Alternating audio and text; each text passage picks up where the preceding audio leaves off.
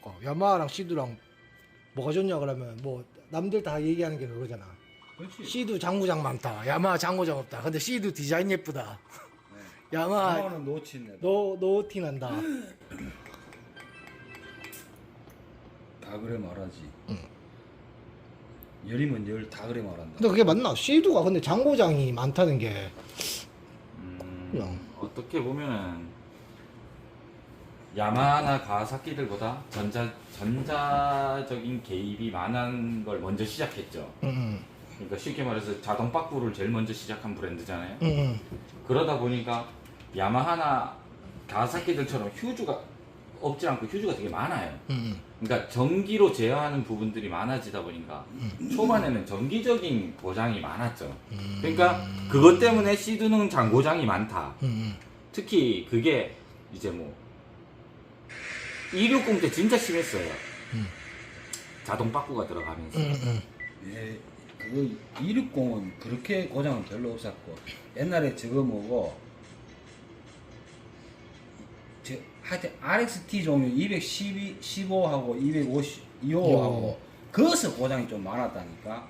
근데 어떤 그거 고장이 많은지. 근데 그거는 근데 그게 없잖아. 전자 제어가 별로 없잖아. 2호다 2호. 어떤 고장이 그거는 하여튼 그때 하여튼 뭐 시두가 뭐 어디서부터 뭐 하여튼 고장이 안 왔는데 전자가 그러니까 하여튼 시드가 그때도 보면 휴즈 박스에 휴즈가 정말 많이 꼽혀요. 쉽게 말해서 실린더 1, 2, 3번도 다 휴즈 제어가 돼. 그러니까 전기로 다 제어가 된다는 얘기죠. 근데 지금도 야마하는 뜯어보면 휴즈가 몇 개 안 돼. 지금도. 디지털 대 이제 아날로그 그러니까 그거지. 옛날 시드에 지금 시드도 보면 휴즈 박스에 휴즈를 다 줄였거든요. 이 이유가 어떻게 보면 고장이 아닌데 전기적인 문제가 그러니까 발생하는 것들을 소거시켜버리는 거죠. 어떻게 보면 굳이 띄우지 않아도 될 에러들을 띄우게 개입을 하니까 휴즈 박스도 휴즈가 지금 절반 이하로 줄었어요. 예전에는 뭐 실린더며 모든 센서며 휴즈들이 다 관여를 했는데 그러니까 그만한 건 각각 배선이 다 같다는 얘기고 지금은 어느 정도 좀 문제 생기는 부분들을 다 없애버렸죠. 휴즈가 10개도 안 들어갈걸요 이제는. 지금 보면 휴즈 그럼 엔진은? 전화 이렇게 네. 넣으면 맞네. 아니 스페어가 있어요. 스페어가 3개예요. 맞네. 확실히 줄었네. 네. 예전보다. 옛날에 비하면 진짜. 엔진은 3기통하고 4기통은 왜 다른데? 근데 그건 엔진 회사의 특징인 것 같고요. 쉽게 말하면 4기통 엔진 대신에 또 뭐 겉으로 봤을 때도 틀려요. 엔진이 누워 있단 말이에요. 지금 얘는 밸런스 때문에 그래요. 3기통은 쉽게 말하면 4기통은 피스톤이 두 개가 올라가고 그치. 두 개가 내려가는 딱 진동이 밸런스가 나올 수밖에 없는 구조고 얘네는 하나가 올라가면 두 개가 내려올 것이고 두 개가 올라가면 하나가 내려오기 때문에 진동이 생긴단 말이에요. 그래서 얘네는 밸런스 샤프트라는 게 들어가요. 그러니까 가짜 피스톤이죠. 네, 가짜로 피스톤 한 개의 역할을 해주는 큐가 들어가서 그 큐 때문에 엔진을 이렇게 약간 눕혀놓은 거예요. 큐가 서 있기 때문에 엔진을 똑바로 세우면 엔진이 한쪽으로 가겠죠. 엔진을 중앙에 위치를 못 시키고 그렇기 때문에 이렇게 살짝 눕혀놓은 거고 야마하 같은 경우는 엔진이 똑바로 서 있어요. 가와사키도 똑바로 서 있어. 4기통도 똑바로 놔도 돼. 그래 크랑크가 중간에 올 수 있으니까 위치 자체가. 근데 얘는 지금 똑바로 놓는다 그러면 엔진이 엄청 높아져요. 많이 올라와야 되고 엔진 하나가 한쪽으로 완전히 치우쳐야 되겠죠. 중심축이 나오려면 밸런스 샤프트라는 게 들어가기 때문에 크랑크가 한 개 더 있다고 생각하면 돼요. 근데 야마하가 4기통이라서 더 부드럽다 뭐 이런 얘기는 있거든. 당연히 부드러울 수밖에 없죠. 배기량도 높고. 그러니까 쉽게 말해서 배기량이라는 거는 우리 피스톤 한 개, 피스톤 개수 곱하기 배기량이잖아. 그러니까 실린더 한 개에 담을 수 있는 용량이거든요. 근데 3기통 얘들이 실린더는 크지 않나? 클 수밖에 없죠. 왜냐면 1600cc 나누기 3이니까. 어. 그러면은 한 개에서 최소 530cc의 용량인 거죠. 한 기통이. 근데 야마는 1800 나누기 4잖아요. 그렇기 때문에 당연히 피스톤이 작아질 수밖에 없는 거죠. 6기통 가면 예를 들어 같은 배기량으로 기통 수가 많아지면 피스톤이 점점 작아지거나 아니면 스트로크라는 게 짧아져. 움직일 수 있는 양이. 그러니까 얘네는 100mm를 쓰고 야마하 같은 경우는 80mm 정도 될 거예요. 그럼 뭐 이게 좋다 나쁘다는 의미가 없는 거야. 좋다 나쁘다의 의미는 없죠. 사실 이 엔진이 좋다, 저 엔진이 좋다라고 나는 말하는 건 좀 아닌 것 같고 당연히 엔진의 특성이 좀 틀리죠. 3기통이라고 스트로크가 짧다 보니까 초반 가속의 능력이 그러니까 퍼포먼스로 따지면 시드가 좀 맞고 고회전 시에는 이제 야마하 같은 경우는 배기량도 있고 4기통이다 보니까 조금 부드럽게 올라가는 느낌이 있고 시드는 약간 한 방에 거칠지만 훅 이유고 야마하는 거칠지만 와 그냥 가속 능력이 좀 뛰어나다고 볼 수 있죠. 근데 어쨌든 야마하도 그렇고 시드도 그렇고 뭐 대부분 지금 시중에 나와 있는 모델들은 다 과급기가 달려 있기 때문에 슈퍼차저가 또 슈퍼차저의 능력도 무시 못하는 거거든요. 약간 또 시드랑 야마하 뭐 시드에 약간 단점도 있어요. 엔진 마운트가 정말 잘 나가죠. 세 개이기 때문에. 미미. 네. 우리 흔히 말하는 엔진 미미가 얘네는 뒤에 두 개, 그러니까 앞에 하나. 그게 왜 그러냐면 엔진이 이것도 마찬가지로 좀 누워 있기 때문에 위치상 네 개를 걸기가 좀 안 좋아요. 근데 야마하나 가와사키 같은 경우는 엔진이 똑바로 서 있기 때문에 미미가 네 개야. 그러니까 잘 안 나가요 미미가. 그만큼 밸런스가 왜 엔진이 쉽게 말해서 누워 있으면 어쨌든 충격이 있을 때 배라는 건 어쨌든 잔잔한 데서만 타는 건 아니니까 충격이 있을 때 분명히 이 미미가 3개보다 4개가 그렇지. 훨씬 더 안정적이고 그래서 시드에서는 미미가 좀 소모품인데 야마하나 가와사키는 사실 미미가 좀 잘 안 나가는 편이긴 해요. 시드 바닥은 납득하고 야마하는 와 좋다나. 어떤 거? 헐 바닥. 헐 바닥. 헐 바닥이 야마하가 둥글죠. 그러니까- 시드가 뾰족하고. 그러니까 시드 이제 야마하는 이렇게 둥글잖아. 네. 근데 시드는 뾰족하게 생겼어. 그거는 근데 뭐 자체적으로 브랜드의 뭐 음. 디자인인 것 같고 그것 또한 장단점이 있는 거죠. 넓은 배들이 뭐 넓은 선체를 가진 배와 보트나 제트스키 다 따져도 뾰족하면 어쨌든 파도밭에서는 훨씬 더 나은 점은 많아요. 근데 물살을 가르기에. 근데 어쨌든 바닥이 뾰족해가지고 갈라가는 거 하고 이때는 부상해가지고 납득한 거에 달리면 납득한 게 더 빠르다 아이가? 잔잔했을 때는 아무래도 손실이 적죠. 그러니까 그기에 맞는 이렇게 선형은 사실 뭐 브랜드에서 만든 디자인이지만 약간 특징이 좀 다른 것 같아요. 쉽게 말하면 RXP 모델들 같은 경우는 더 뾰족하잖아요. 3인승들보다는. 그러니까 쉽게 말해서 우리가 얘기할 때 3인승은 투어러라고 하잖아요. 투어를 다니기 좀 좋은 등치가 크고 장거리에 좀 특화된 편하게 갈 수 있는. 근데 2인승 같은 경우는 뾰족하지만 그러니까 레이스를 위해서 좀 나온 거지만 뾰족하지만 그만큼 퍼포먼스 있게 탈 수가 있는 거죠. 미끄러짐도 덜하고. 그러면 다시 야마하로 돌아가면 야마하 아직까지 야마하 요즘 신형도 그 뒤에 비대 나오나? 안 나오지. 나오죠. 아직 비대 나오나? 그거는 약간 야마하의 그냥 제트스키, 퍼포먼스. 야마하 제트스키의 상징이라고 보면 돼요. 처음 나왔을 때부터 그걸 만들어냈는데 그게 사실은 근데 뭐 옛날에는 많이 많았어요. 그게 뭐 엔진 냉각수가 나오는 거다. 거기에 물이 안 나오면 뭐. 그래 막히면 고장 난다. 근데 그거는 네, 사실 아니에요. 전혀 그거는 아니고. 엔진이 돌아서 우리 제트 펌프에서 나오는 물줄기라서 엔진하고 아무 연관이 없는. 그 옛날에는 어쨌든 제트스키 하면 뭔가 물이 나와야 될 것 같아요. 사실은. 약간 야마하 아이덴티티가. 네, 야마하의 상징이죠. 그냥 이제 보여주기식 그냥. 야마하의 상징이죠. 냉각수 방식 뭐 다르다 했지 않나?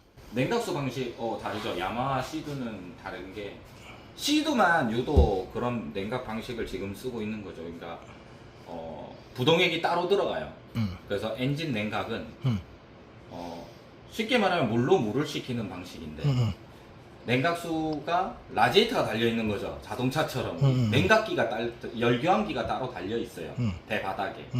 그걸로 물이 부동액이 순환을 하고 이 선체 밑에서 닿아 있는 외부의 물로 그걸 식혀서 다시 순환을 시켜서 엔진을 식히는 방식이고 야마하는 그냥 그 타고 노는 그 장소의 물을 제트 펌프의 압력을 이용해서 그 물을 끌어서 그 물을 엔진으로 넣고 뭐 인터쿨러로 넣고 배기 머플러로 넣어서 냉각을 시킨 다음에 다시 밖으로 버리는 방식이죠. 지금 말하는 지금 어떻게 보면 우리가 흔히 말하는 직수냐 아니냐의 차이인데 그게 이제 우리처럼 이제 배 이제 못 가는 아들한테는 그런 식으로 다 그렇죠. 해놔. 왜 그러냐면 이제 쉽게 말하면은 부동액을 넣는 방식들 같은 경우는 엔진 온도를 조절하는 게 외부의 물 온도도 분명히 있지만 서머스탯이라는 게 달려요. 서머스탯 같은 경우는 말 그대로 일정 온도가 되면 이거 물을 오픈 순환을 되는 시켜서 온도 유지를 해주는 거죠. 엔진이 너무 차가워도 안 되고 너무 뜨거워도 안 되고. 근데 물론 직수 방식인 가와사키 야마하도 들어가요. 근데 이것도 효율로 따지면은 저게 좋아요. 직수가 좋은 건 맞아요. 효율로. 효율로 따졌을 때. 하지만 우리 엔진은 요새는 다 알루미늄으로 만들잖아요. 엔진 자체가. 그러면 물이 지나가는 공간에 예를 들어 해수가 유입이 된 해수로 어쨌든 직수 방식은 바다에서 타면 해수로 시키는 거고 민물에서 타면 그냥 민물로 시키는 거거든요. 그러니까 그 엔진의 냉각 계통에 해수가 계속 돌아다니는 거예요. 근데 예를 들어서 세척을 나는 잘 안 해. 바다에서 타고 세워놨다가 또 타고 또 타고 그럼 당연히 그 엔진 그 순환로들이 다 부식이 되겠죠. 그런 단점이 있는 거죠. 부동액은 아무래도 그렇지. 그냥 쟤네는 그런 물질들이 다 들어있으니까 겨울에 동파할 일도 없고 그런 것들이 들어가기 때문에 그냥 그런 장단점. 그럼 야마는 플러싱을 잘 해야 되나? 야마는 무조건 플러싱을 잘 해주는 게 좋은 거죠. 시드 같은 경우는 해수로 유입, 그러니까 냉각을 시키는 부분 같은 경우는 인터쿨러랑 머플러밖에 없어요. 요 두 개는 직수로 시키고 엔진 부분은 냉각수로 시키고. 부동액으로 시키는 거죠. 네, 그러니까 시드도 잘 해줘야 되는 거는 맞죠. 그러니까 플러싱이 무조건 가장 중요하고. 그러니까 직수 방식이 효율은 어떻게 보면 좋긴 좋아요. 그것도 물론 그러니까 어찌됐든 간에 부동액이냐 직수냐에서도 장단점은 분명히 존재. 뭐 지금으로 따졌을 때는 시드는 장고장이 심하다는 아닌 것 같아요. 요즘 시드는 솔직히 많이 좋아졌어요. 옛날에 비해서 그러니까 옛날에 많이 고장 났던 그런 장고장이 났던 부분들을 다 해소했다고 보면 되는 거죠. 네. 많이 개선이 됐고 개선된 부품들을 주기적으로 계속 뽑아내고 하다 보니까 지금은 제 기준에서 그래도 이 로탁스 엔진에 이제 붙은 뭔가 부장품들이 완성되지 않았나 싶은 느낌. 그러니까 뭐 지금 나와갖고는 맞죠. 별로 크게 진짜 고장 나는 배들이 잘 안 고장 보이니까. 나는 거는 대부분 다 관리 소홀로 인한 줄 말리거나 맞죠. 고장인 것 같고 이 기계적인 하자로 인해서 고장 나는 거는 시드가 심하다, 야마하가 심하다는 없는 거 같아요. 그건 뭔데? 그럼 디자인 보고 선택하는 거가. 디자인과 주행 스타일인 것 같아요. 주행 스타일. 제가 봤을 때는 시드는 일단은 퍼포먼스 쪽으로는 맞아요. 주행을 해보면 확실히 진짜 힘이 야마하에 비해서 그냥 그 퍼포먼스 확실히 느껴지거든요. 순간 출력, 순간 토크라든가 순간적인 이 즐김, 그리고 일단 디자인으로 봤을 때는 무조건 젊은 친구들은 시드가 그치. 아닐까 싶어요. 그리고 야마하를 타시는 분들도 야마하만 타시는데 시트에 앉았을 때의 편안함은 제 기준에서 시드가 제일 편한 것 같아요. 왜냐면 그러니까 다리를 놓을 수 있는 포지션이나 시트, 그다음 핸들 이 모든 것이 어떻게 보면 우리한테 딱 맞거든요, 진짜. 어느 사람이 타도 딱 맞는데 야마하나 가와사키는 좀 사람을 가려야 않는 포지션이. 야마. 네, 불편하다는 사람들이 좀 있죠. 야마 일단 쩍벌 되잖아. 네, 쩍벌. 그렇죠. 네. 가와사키도 약간 뭔가 쩍벌 나이가 되고. 높고. 근데 또 야마하나 가와사키 같은 경우는 뭐 야마하 가와사키 이런 배들은 좀 편안해요, 타보면. 주행이 약간 편안하다는 느낌은 충분히 있죠. 그러니까 뭐 나는 이 퍼포먼스보다는 좀 즐기고 그런 거를 하겠다 싶으면 야마하를 선택해도 되고. 근데 또 시드에 3인승 모델들이 있잖아요. 그렇지. 근데 시드의 가장 큰 거는 이게 맞죠. 스피커지. 스피커죠. 아직까지. 네. 스피커. 야마하 스피커 요즘 크게 나오는가? 맨날 나오긴 하던데 별로 크진 않던데 소리가. 그렇죠. 이 정도의 느낌은 아니죠. 그래도 뭐 어쨌든 지금 시드 스피커는 락포드사에서 만든 거고 이게 이 뚜껑을 열어봐도 이 케이스를 열어봐도 굉장히 만듦새가 엄청 좋아요. 신경을 많이 써서 만들었고 그러니까 스피커를 만드는 회사에서 그러니까 이게 물에서 써도 되게끔 만든 스피커이기 때문에 물론 고장이 평생 안 나지는 않지만 최대한 고장이 안 나게끔 그리고 좋은 소리가 나게끔 이런 인클로저 같은 것도 진짜 잘 만들었거든요. 안에 열어보면 울림이 충분히 나올 수 있도록 인클로저 세팅이 다 돼 있어요. 그래서 스피커가 2개밖에 없지만서도 상당히 괜찮아요. 일단 뭐 바닷가 나가면 사운드가 뭐 그렇죠. 네.